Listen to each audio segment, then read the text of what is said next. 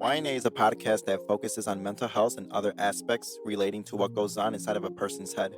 We are by no means professionals in this field and only aim to make these conversations about mental health easier for the listener. Nothing we say or talk about is professional advice unless explicitly mentioned.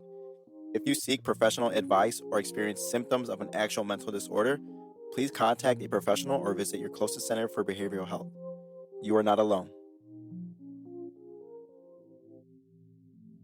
What's up, guys? Thanks for listening to today's episode. If you're looking for more of our content and merch information, be sure to check us out at ynamentalhealth.org. Keep an eye out for our skits and upcoming episode information. Feel free to reach out to us on IG. Our DMs are always open. And please remember, you're not alone.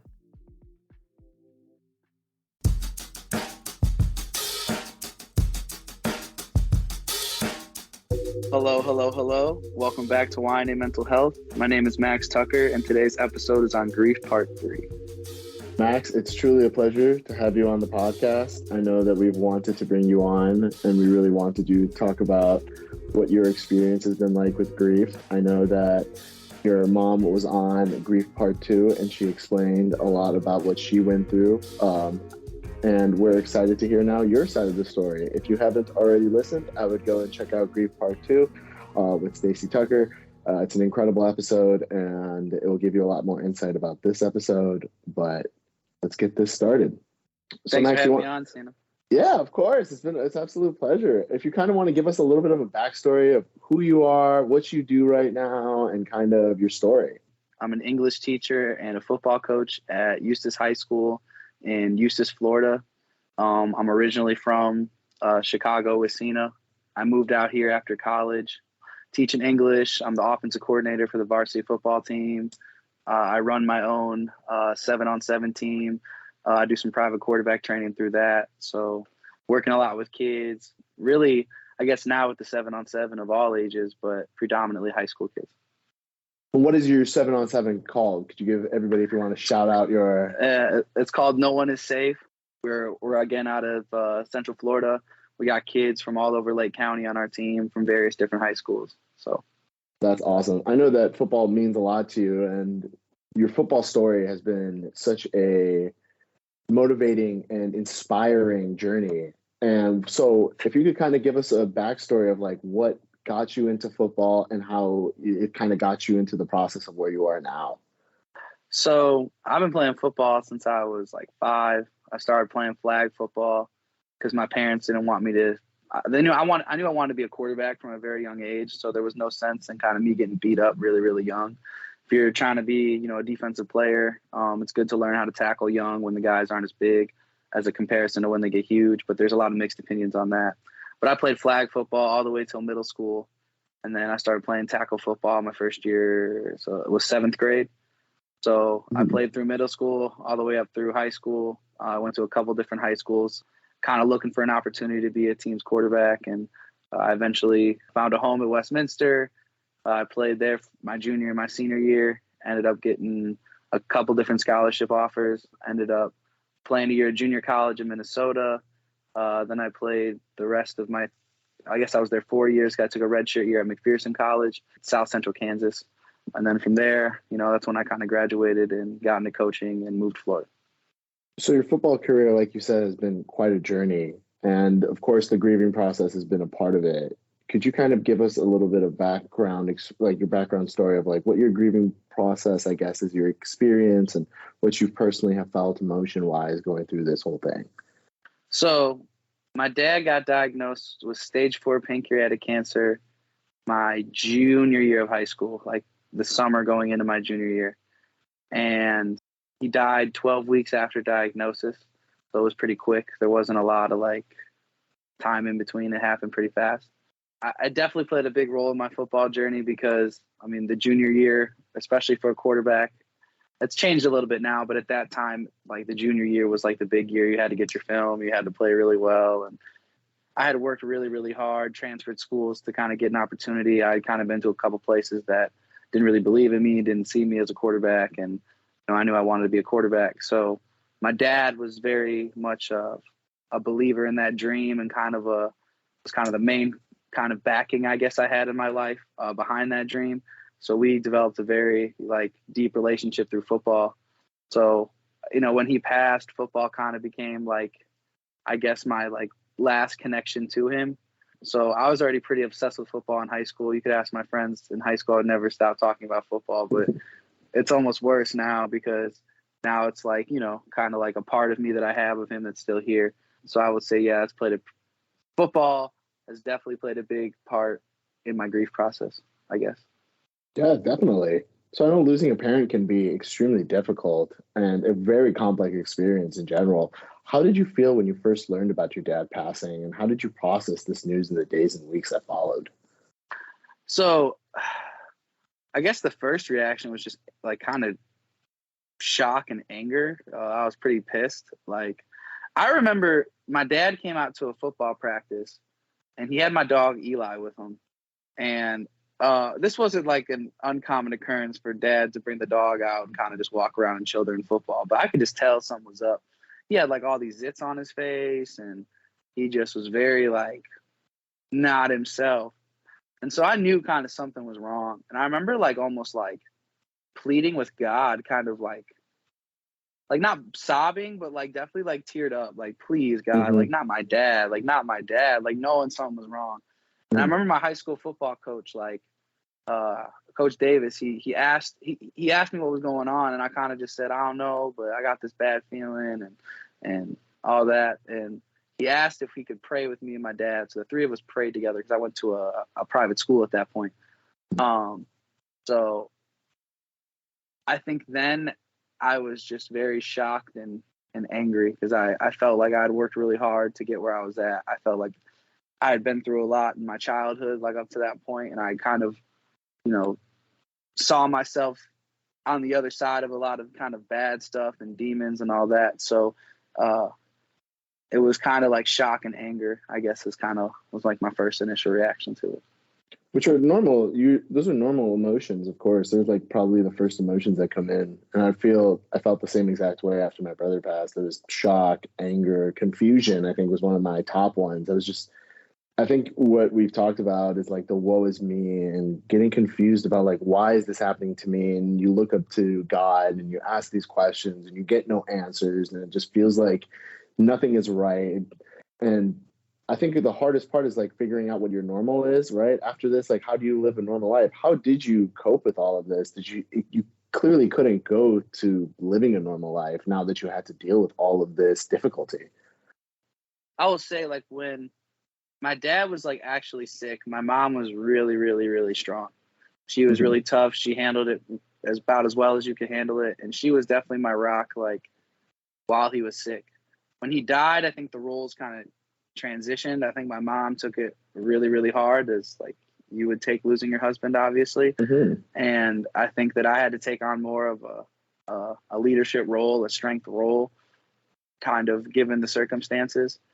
I with grief, it's so tough because it's just like always fluctuating. You know what I mean? And I think while my dad was sick, I was mad at God. And I think that when my dad died, I think I came to peace with it quicker. You know what I mean? Like, I think him being alive and like worrying about him dying was almost worse than like life after death, because again, like you said, you kind of find your new normal. You know what I mean? But like when you know they're gonna pass and you're just waiting for it, it's just like agony. You know what I mean? Like it's just a ticking time. It's ticking time bomb, and it's like you're looking at the person that you love the most, and there's nothing you can do. You know what I mean? And it just really makes you realize like how out of control you are. I think as humans, we like to think that we're really in control of our lives and we're really in control, but we're a very kind of small part of a kind of a huge universe. You know what I mean? And I don't say that to like sound depressing, but it's very humbling. Death is very, very humbling. I don't think for me, it took me a while to become good with God. Like I just went through this whole process of just like, why me? And it truly showed me that it felt like I feel like we all have this like invincibility factor where we personally feel invincible until the thing happens to you. And then you realize that you are just another human being. And once it hit, then I can completely agree with you. Just like the feeling of just like, why? And so like, I think this leads into the next question, which was, What was your relationship like with your father before his passing, and how has his loss impacted you in terms of personal identity and sense of self? So me and my dad were really close. I kind of talked about football a little bit, but I kind of had this football dream of being a big time quarterback, and a lot of my childhood, a lot of people didn't believe in that dream, kind of mocked that dream, and I had to work really, really hard. And it's tough when you're a kid and you want something really bad and you're willing to work for it, but nobody really believes in you.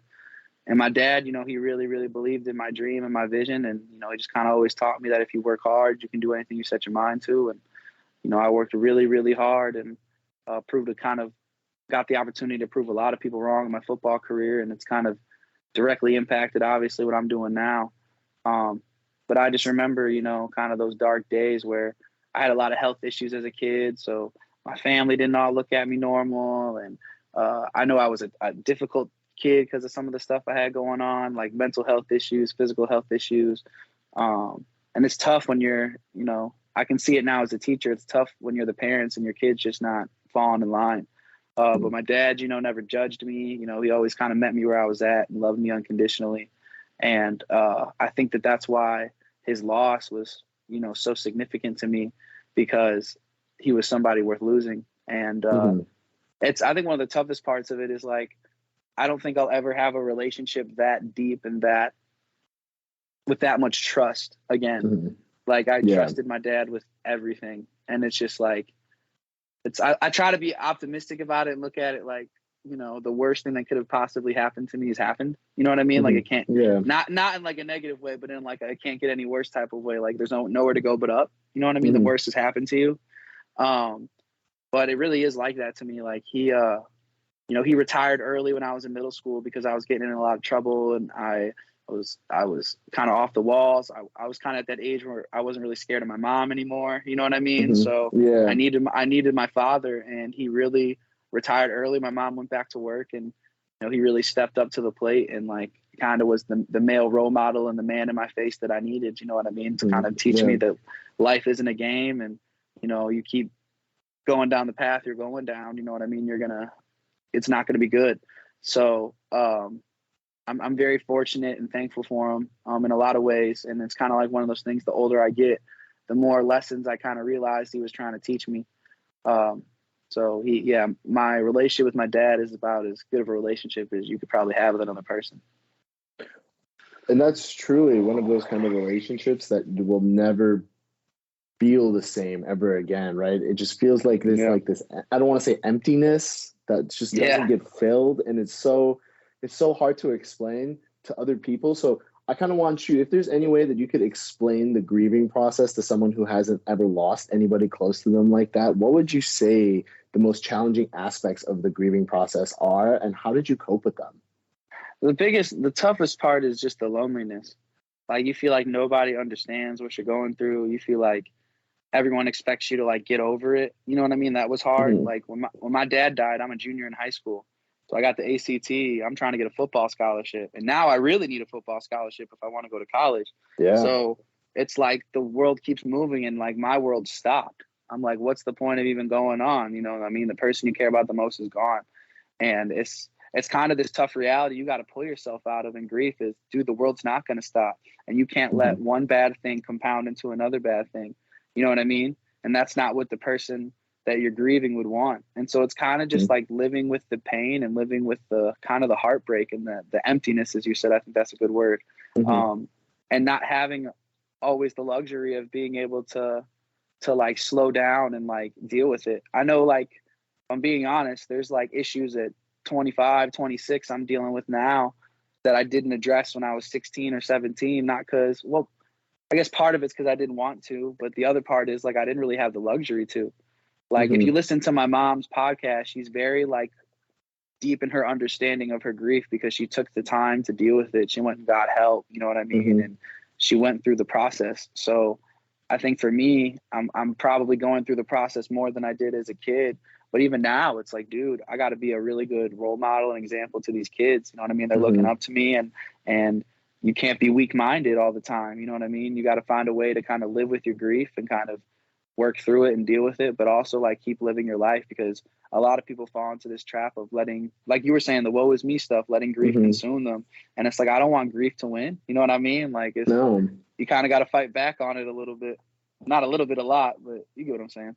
You seriously have to fight back. If sometimes just feels like you're knocked out and you have to, like, if you give up, then like it just proves to you that like you can't get past this. And in this part of life, unfortunately, we lose people in our life. People will die. It's just a part of the process.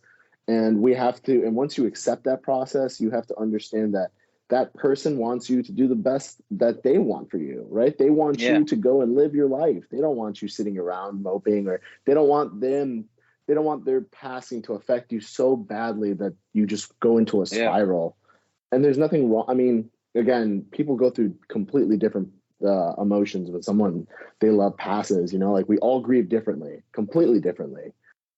So with these emotions, though, did you find that you had to bottle them up? Because, of course, it's your junior year. You've got your ACT. You're worrying about your scholarship. Did you have to bottle these emotions away, kind of focus on what needed to get done, and now you have the opportunity to bring those emotions back up? Or have you still been in this process of, I need to keep this set aside. I have a lot of other things to focus on. And how has it kind of pushed you to become who you are now?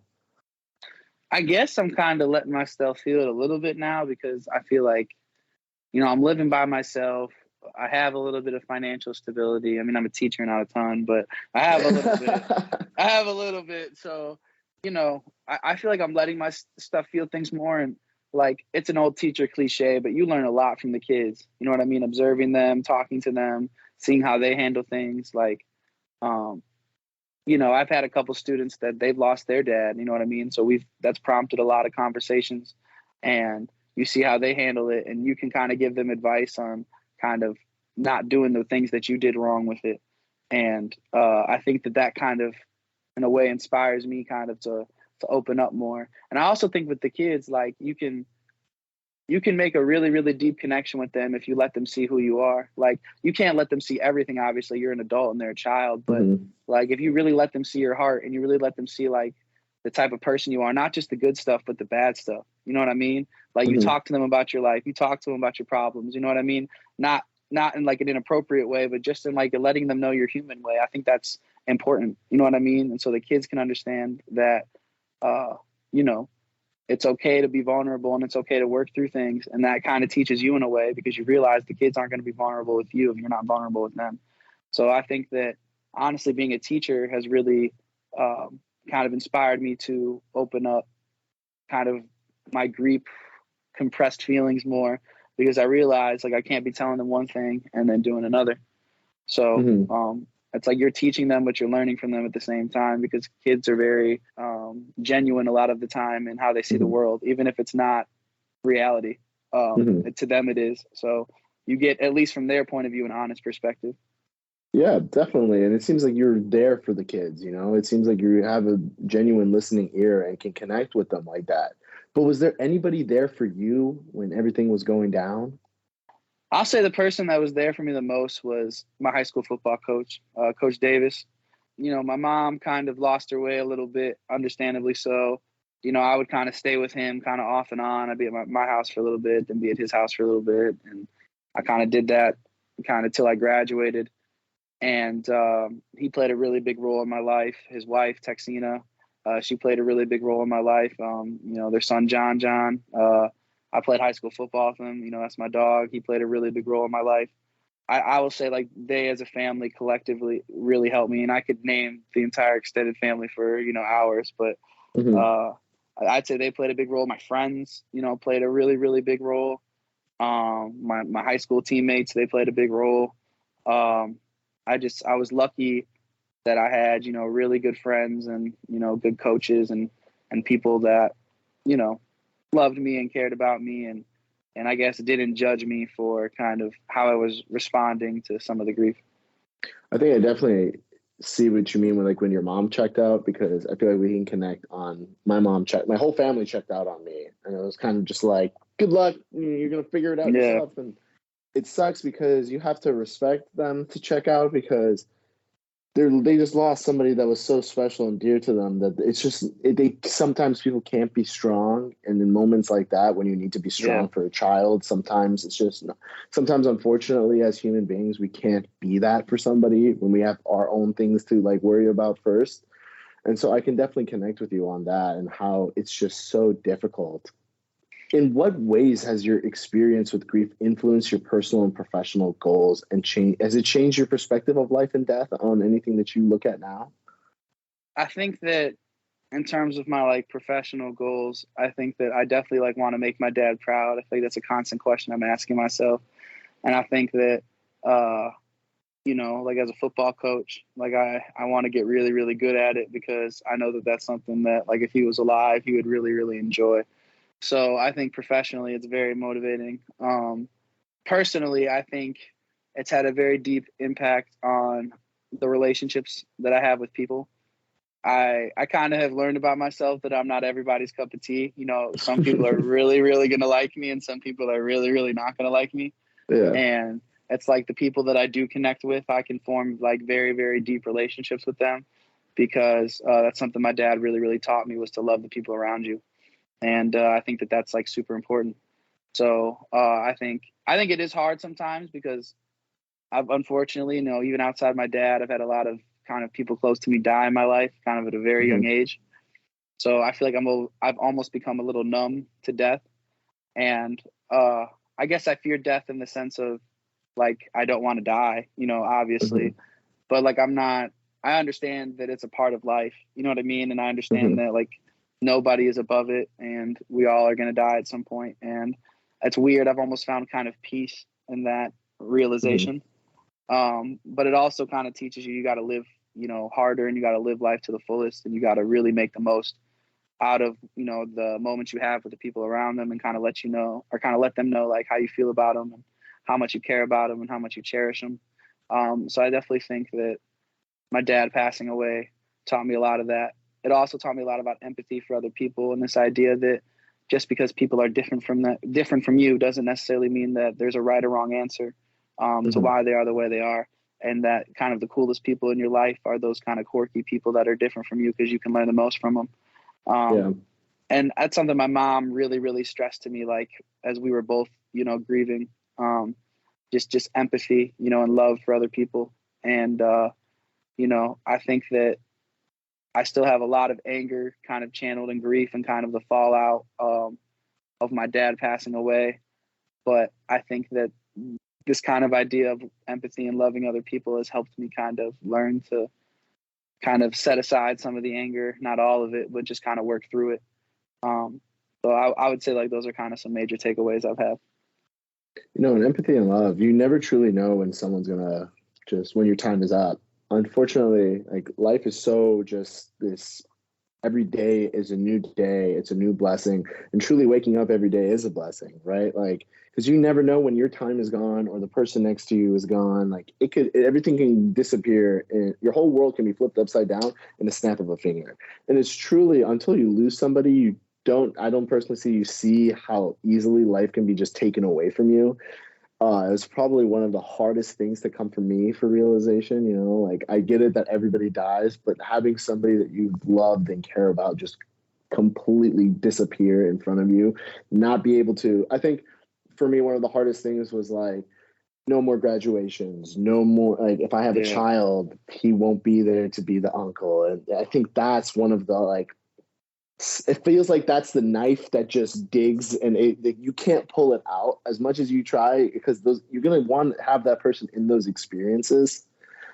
Have you ever felt those kind of emotions or has it just been, I know when you've lost a lot of people. So I feel like when you lose somebody special and you start to lose other people, like you said, you get the numbing factor and you become numb to death. But do you still feel anything else when you're losing somebody? Like these emotions are just so hard to like just, I guess, label, but at the same time you want to understand them. Yeah, no, I kind of going off what you were just explaining. I think about we won our first district championship at USIS this year in 17 years. It was a huge deal. You know what I mean? Since 2005, we hadn't been district champs, and it was our goal all like through the whole off season, all summer, you know what I mean, was to win this district championship. And we went through a lot of adversity. You know, half our team had the flu, you know what I mean? Mm-hmm. There was a hurricane, so we had to play like, 3 games in 8 days. So it was just like a lot of craziness going on. And it's like, to make history, it's for our season. We can't make excuses. We got to win the game. And, we won a really, really close game with a really good Villages team. And I was watching Noel, our quarterback, kind of take the knee to run out the clock. And my first emotion was just like so happy for the kids because, we're definitely tough on them and we definitely push them outside their comfort zone. And we have high expectations for them. And it's not always easy being a football player at Eustis or just being a high school football player in general. And those kids worked all summer and all fall with, kind of one goal in mind. We were 1-4 at the beginning of the season.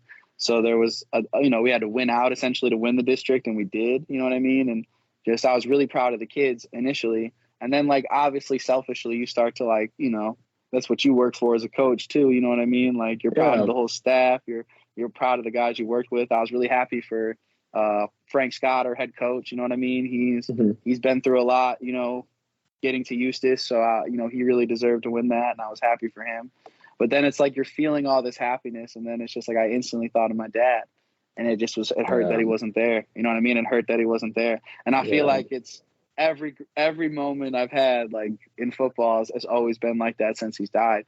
And it doesn't take away from how good it felt to win it. But like I instantly, you know what I mean? It lasted about 30 seconds of being happy for the kids, being happy for myself, being happy for the rest of the coaches.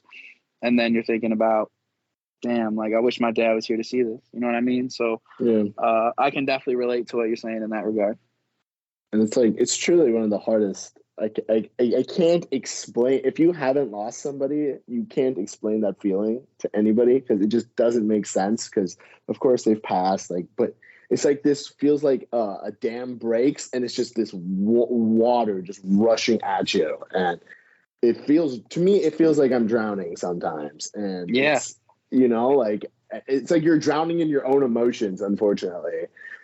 And like it sometimes feels isolated and difficult, Did you experience any of these feelings, like isolation and difficulty of talking about your father's passing with anybody? Because I know sometimes it feels like you can't talk to everybody about like certain things. You can't open up some sides. But let's go back to when Max was 16. Was it difficult to talk about this, or were your friends just listening and were that kind of ear for you?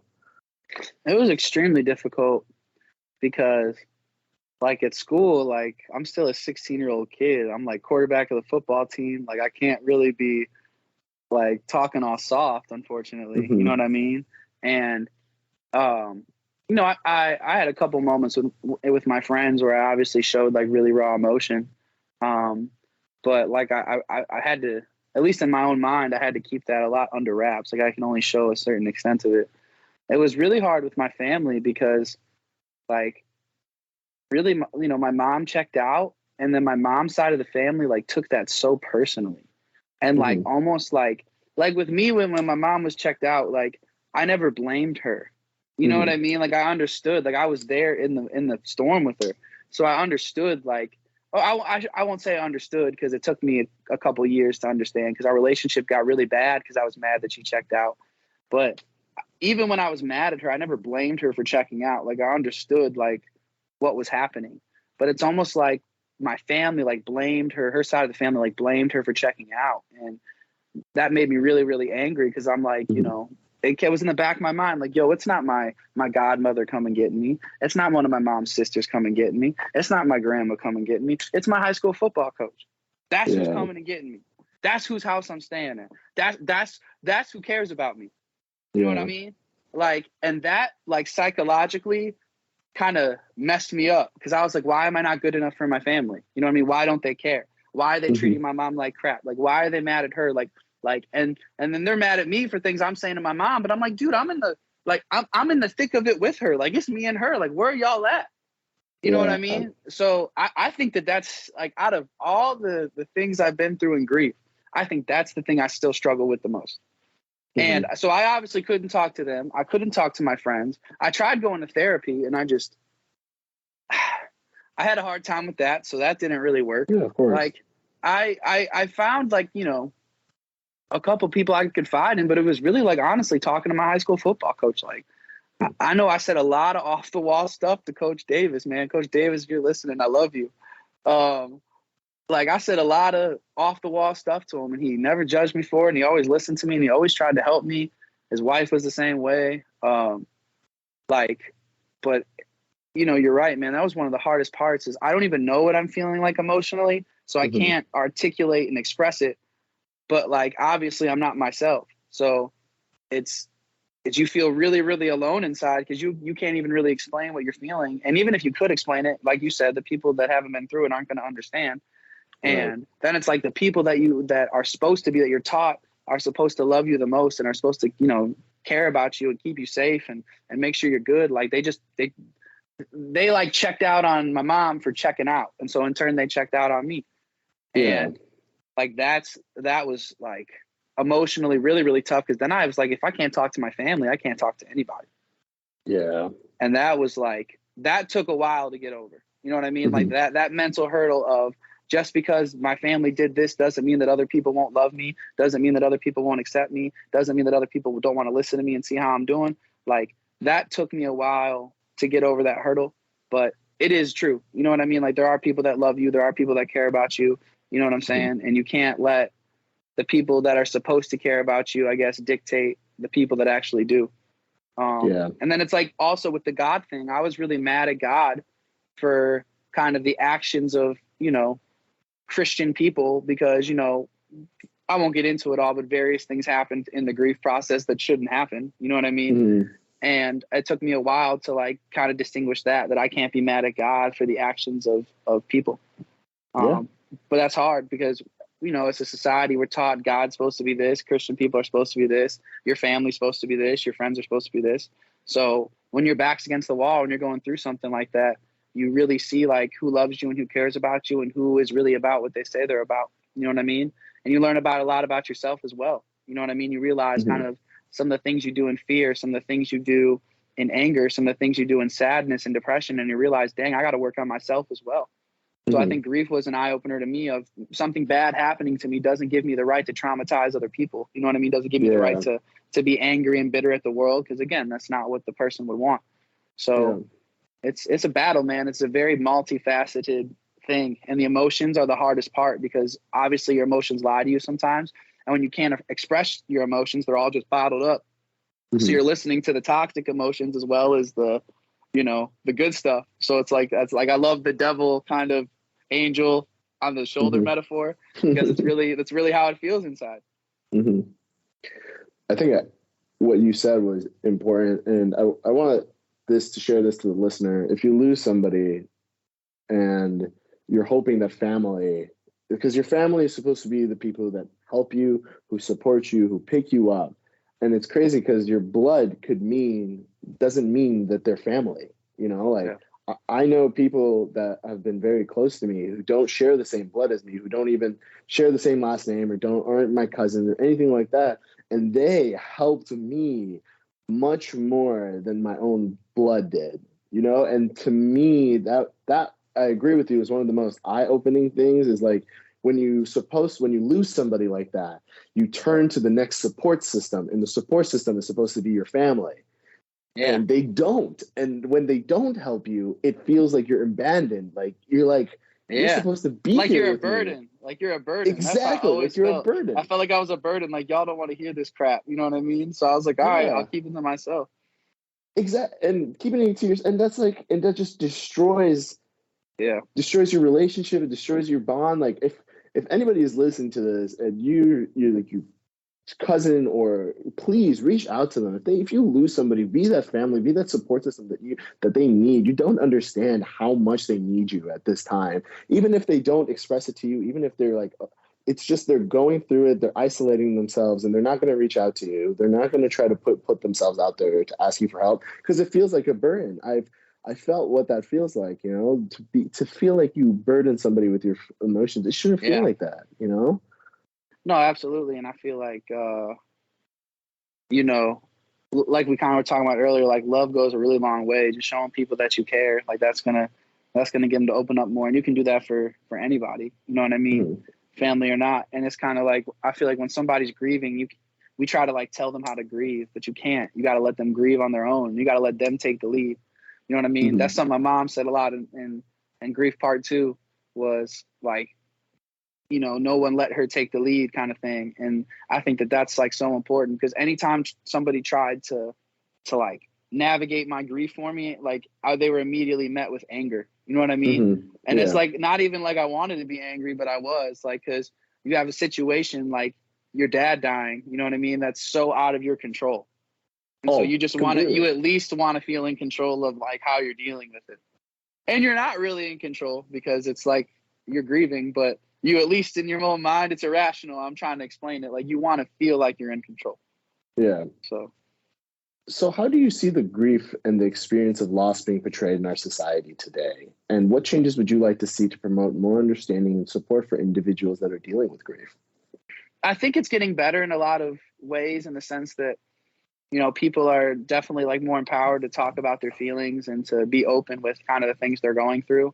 And I think that that's kind of very different from even how we probably grew up, where like, you know, you had to be a man and you had to be tough and you couldn't be soft and any of this stuff. And, you know, I'm really learning as a young man that like there's a difference between, you know, being mentally soft and just, you know, going through adversity.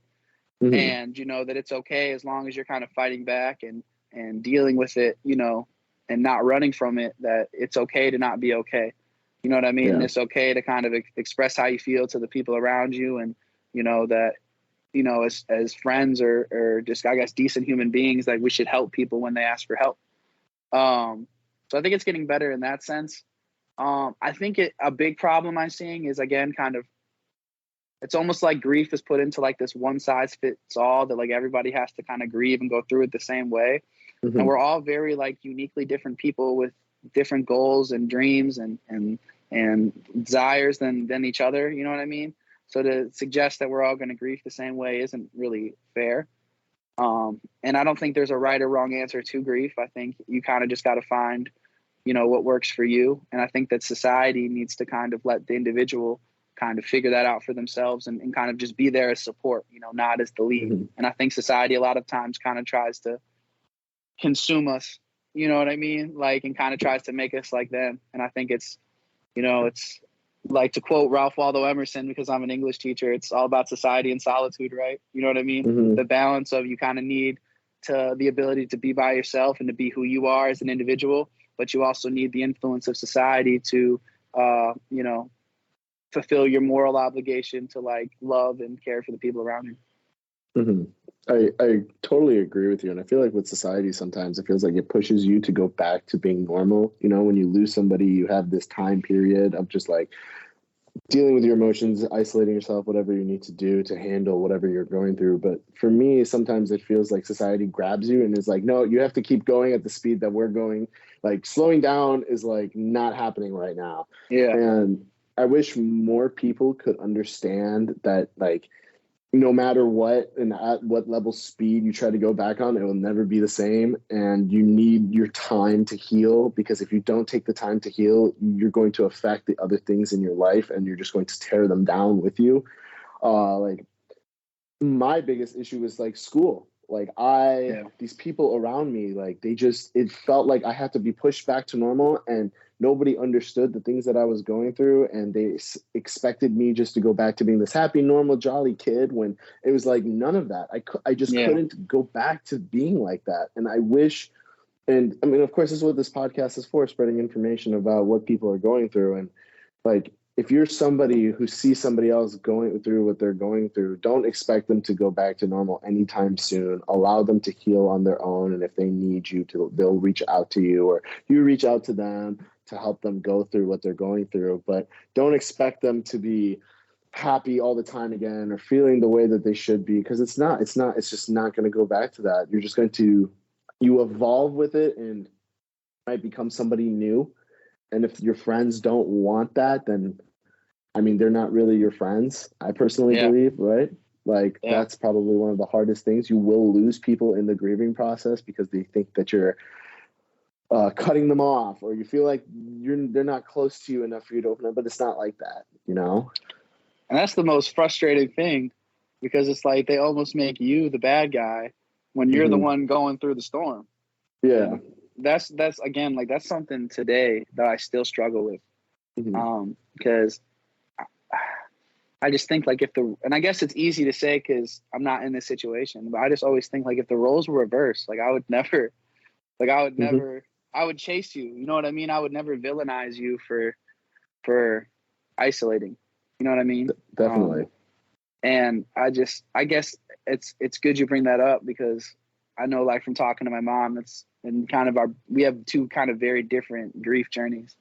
And I think that that's something that we both kind of relate on, though, is we isolated out of fear, and a lot of people around us just made that worse. And I do want to shout out two people in my family. My cousin Mikey was really, really there for me on my dad's side of the family. He's a really great dude. I'm actually his daughter's godfather, so shout out Madison too. And then Mason and Michelle, his wife and his other son. And then my other cousin Corey and her daughter Jayla on my dad's side as well. So that, I can't act like, nobody in my family held me down, but it was the people I really grew up with. It's tough, man. I really feel like they left me hanging, and I really feel like they left my mom hanging too. And I feel like my mom deserved a lot better than that, kind of based off of, like, just the dynamic of the family and how much she did when we were kids, you know what I mean, that I saw. Yeah. And really, when my grandpa got really sick, and my mom really, really was the main caregiver of him. And she did a lot for her family, and it just kind of seems like when she needed them, it was like she was the bad guy for checking out. And I kind of just got left in the crossfire, I guess. So were there any other, like, books, resources, or support groups that helped you found particularly helpful during your grieving process that would, like, you recommend to others? Was there anything that support-wise that you would recommend to somebody who just lost somebody? So if therapy is for you, I would suggest going, and I would suggest, like, trying it. If it's not for you, I'm a firm believer that it's not for everybody. I think it's great for some people. For other people, it's not. And I don't think you should push people too hard one way or the other. But I think that you should at least try it once. You know what I mean? And you can't decide that it's not for you until, you keep, you try it. I would recommend just having something, you know what I mean? Some hobby, some outlet. It could be like football was for me. I know my mom got really, really involved in like crocheting. I know that she did like a support group where she would go talk to people that's husband had just died. You know what I mean? And she was 2 years into it, and like sitting with them and talking with them. I know like a lot of people like doing like community service. You know what I mean? Like whatever it is, like find an outlet for the grief. You can't just let it like manifest inside of you. It doesn't have to be like something sad or depressing. It could be music. You know what I mean? I know music was very therapeutic for me through the grief process and still is. But just find an outlet or something that you can like put that energy into where you can kind of just like let it all go for a little bit.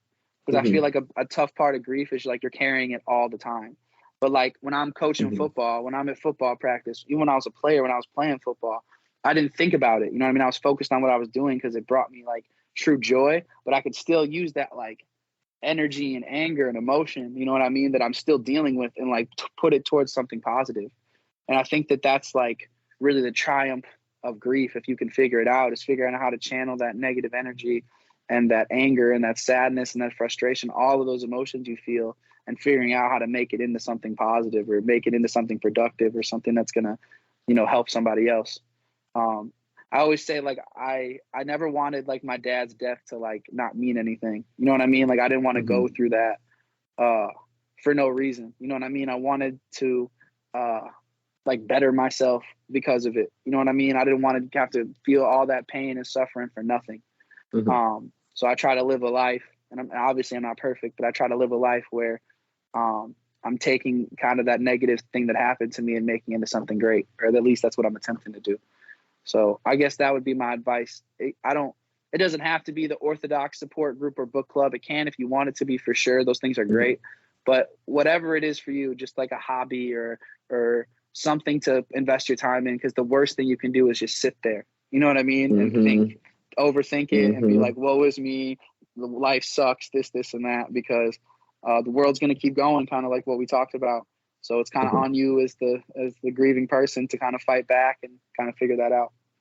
It's really funny because grieving and depression wants you to sit there. Like grieving and depression really wants you to sit there, overthink it, make you feel sad, make you feel disgusted and hurt. And the worst part is your brain just goes into a billion different scenarios. Like, what if this, what if I could have done that? And it's just like not good for you. And you just like spiral. You just go like straight. There's like, it's like grief and depression come and grab your hand, and then they're like, you're coming down with us. And if you don't find another hand to grab onto, hold on to, you're just going to get pulled underneath. And getting pulled down and trying to come back up is 10 times harder than being able to hold what you're doing, trying to distract yourself, trying to get your mind off of it, being able to find new hobbies, new things that will help you push you through what you're going through.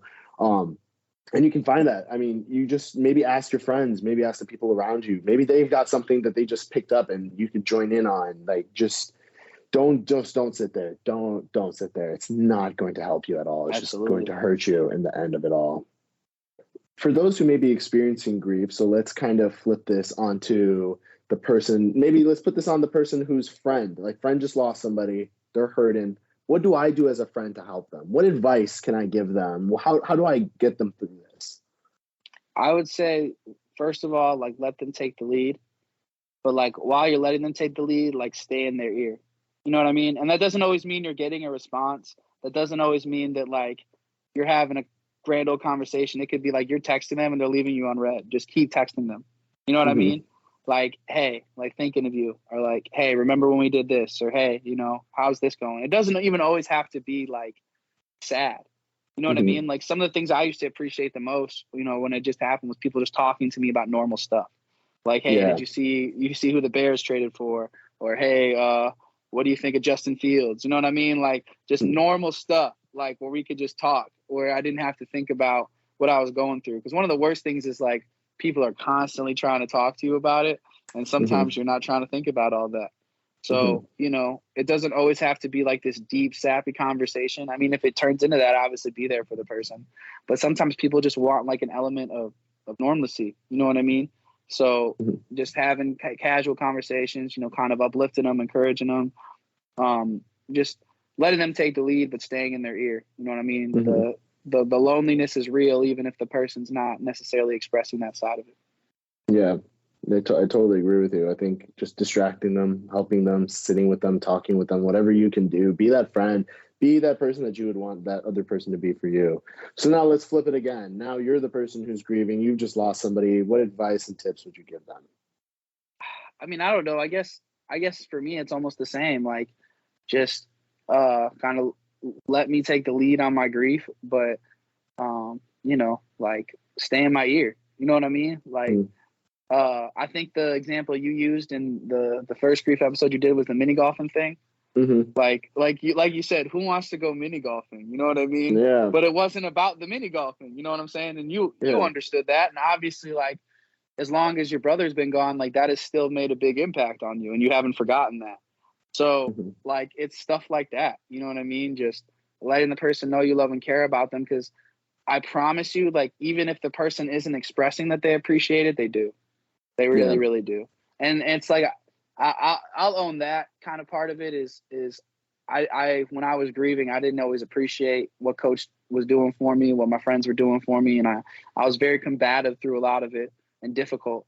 But I always did appreciate it, like, deep down. You know what I mean? It's just hard when you're like really angry at a lot of different things. And I guess you're really more angry at the situation, but you can't, like, there's nothing else for you to direct it at. You know what I mean? You have all this kind of uncharted aggression, and you can't do anything with it. You know what I mean? Like, there's no one, you can't fight grief. You get what I'm saying? No. So it's tough because you're angry and you don't even really know who you're angry at.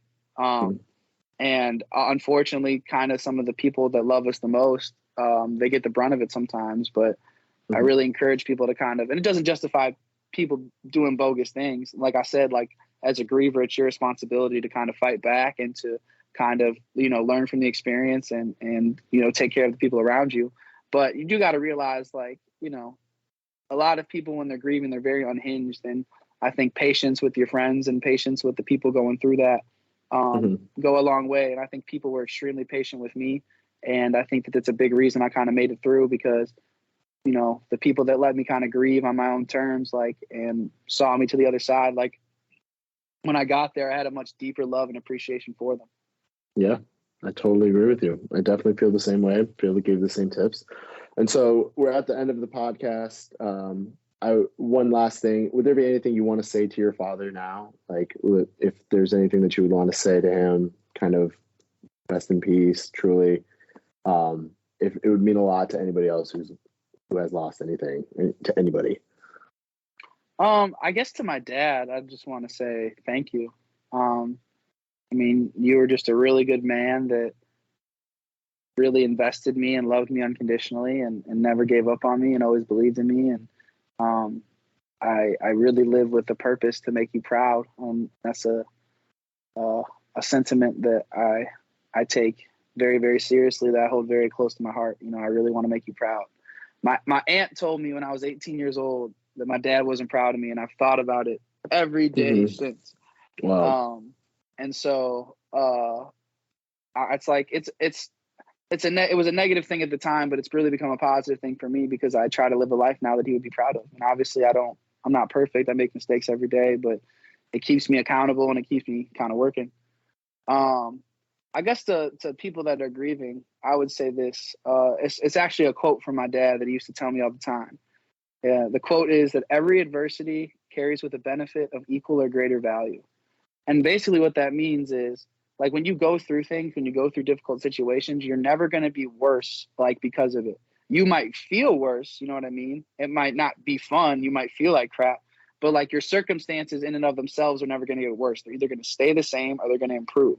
They're going to stay the same if you don't learn from the experience, right? If you don't learn from your mistakes, you don't learn from the things that got you into the experience and then how to navigate through it. But if you do learn from the adversity and you do fight back and you become a stronger person, you become a better person, you got better from that experience. Something I tell my football players all the time is it's never an L if you learn from it. You know what I mean? If you learn from the losses, if you learn from the missed blocks, drop passes, bad throws, all that, like if you learn from them and you don't do it again, then it's a W, because you got better, you improved. It's the same thing like with grief. Like I feel like if you stay the same and you stay stagnant in the grief and you don't let it change you in a positive way, like you're not going to get to the other side. You're not going to improve. You're going to be stuck in that kind of same emptiness or box that we kind of talked about you're in, where if you kind of fight back and you face the adversity, you know what I mean? And you take it on head on and you learn from it, like then you just improved. And now you have gone through an experience that most people haven't gone through, and you're equipped to deal with kind of the tough, harsh realities of life and death that we kind of live in. So I guess that's what I would tell somebody grieving is, keep fighting and you're only out of the fight if you take yourself out of the fight. And as dark as it may seem at times, like you just got to keep pushing, because somebody out there loves you, somebody out there needs you, and somebody out there depends on you. And I think oftentimes as human beings, we're motivated by the people we love more than we are ourselves sometimes.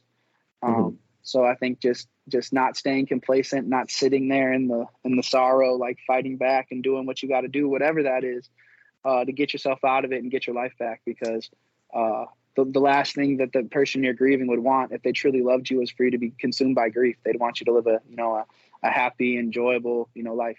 So.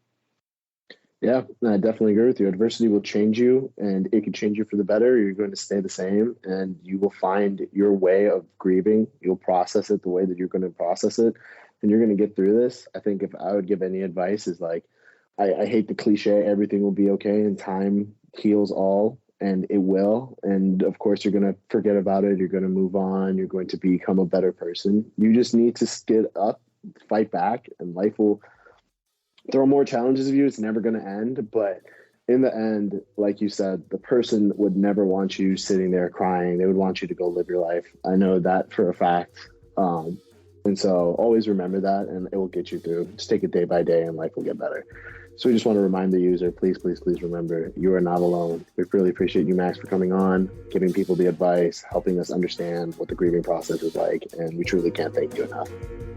Thank you, man. It was an honor to be on the pod. Anytime. We'll catch you guys on the next episode. Peace.